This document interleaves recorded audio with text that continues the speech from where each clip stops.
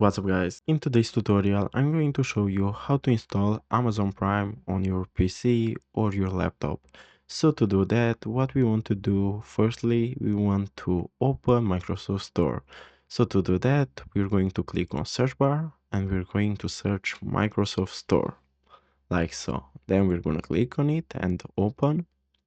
And here what we want to search is Amazon Prime. Then what we want to do to install it, we have to click on get. And as you can see now it's installing. As you can see now it's installed. What we want to do, we're going to click on open.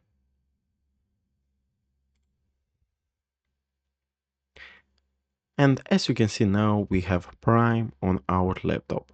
So now the next step is to sign in on your account or to create one. So guys, this was the tutorial. Thanks for watching and don't forget to like and subscribe to the channel.